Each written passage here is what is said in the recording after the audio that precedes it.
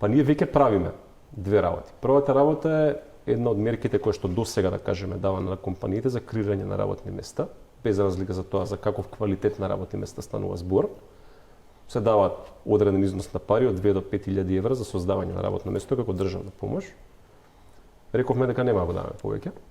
Односно, ќе го даваме при тоа компанијата ќе се обврзе за одреден процент на раст на плати во одреден временски период на реализација на инвестицијата. Тоа значи дека никој нема да добие дополнителни средства по овој основ, доколку не видиме реална проекција, меѓутоа и доколку не се увериме понатаму дека таа проекција на раст на платите ќе се случи.